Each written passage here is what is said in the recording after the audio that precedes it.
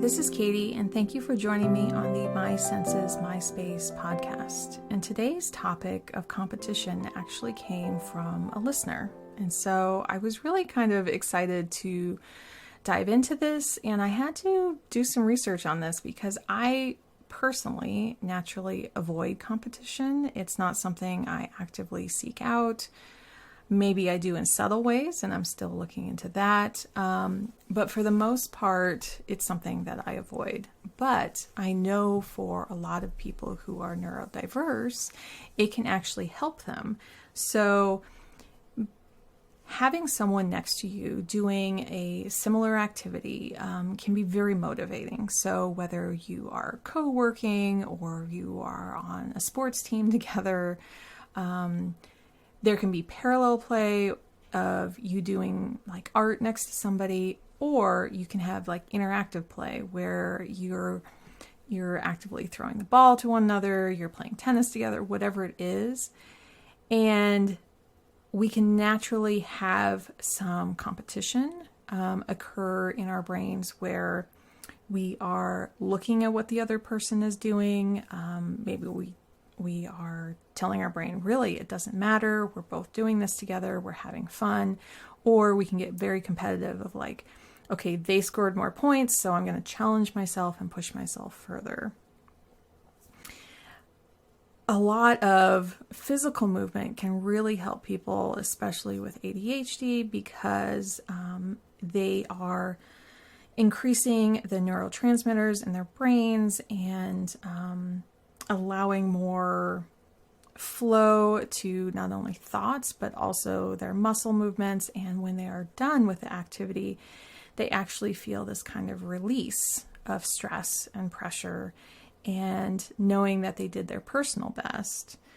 And when they are a professional athlete, repeating this over and over can really help a lot of ADHD brains where they're able to, after they're all done, be able to pay attention, stay on task, reduce impulsivity, being able to just be in the moment better and feel a little clearer, better sleep, and which can improve symptoms throughout even the next day.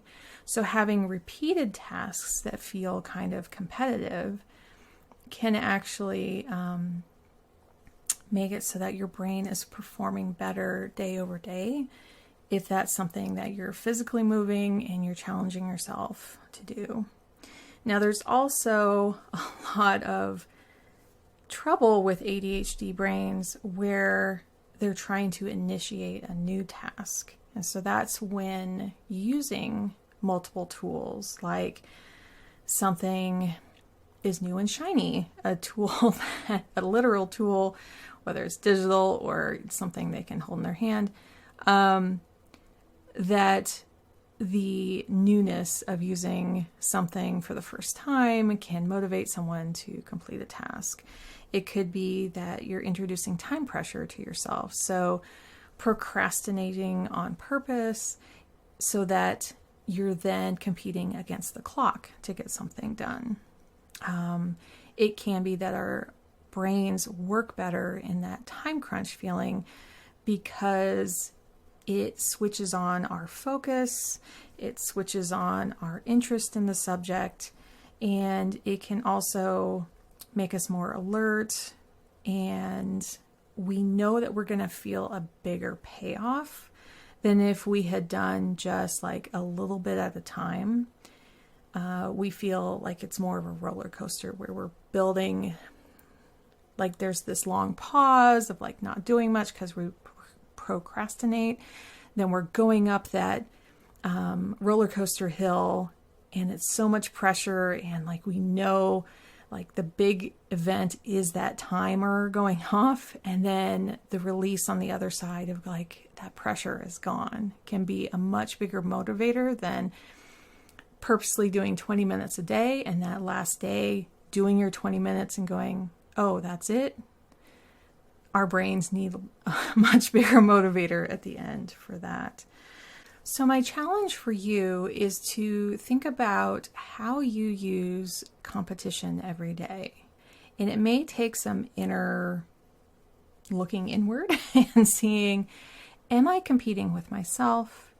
Am I using someone that I don't even know through the internet, just someone I follow, as someone who I can compete with? Not that they'll ever see my own work, but that I see them and then it drives me to do better in my own work.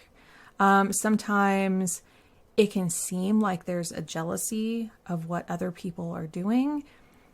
But then if you're looking at the core of it, the core of kind of jealousy is going, oh, I didn't get to do this. Maybe I could do this. Like that to me is the very core of like FOMO, or like watching someone else at a distance saying, oh, wow, I would love to do that. And sometimes it's not that literal thing.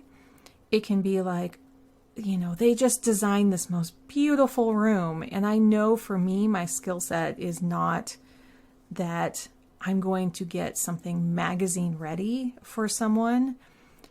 But my motivation is that, no, there's something about that space or that the way they designed it that I want to carry over to my own clients in a way that they'll feel really good about the space. And it's not about that one product they got at one particular store in that one color, right?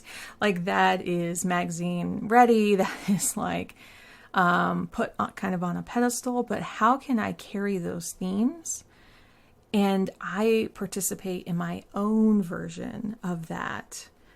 And so that's why I kind of look at jealousy as kind of this competition as well. It's a competition that you're looking inward and going and challenging that I want to be like exactly like them. And it's like, no, that's not what's going on. I want to do better in my own work and I want to switch some things around. So I hope this kind of gives you a better sense of competition, a better understanding of how we are using competition in our lives, whether it's physical or mental, and how, and kind of question those times where you feel more motivated. Is it because you've used a form of competition or something else to get your brain like really interested and diving into the next activity or project or writing or whatever that is? So thank you for joining me, and I would love to hear from you if anything has come up. Feel free to email me at listen@mysensesmyspace.com. So until next time, thank you for joining me on the My Senses MySpace podcast.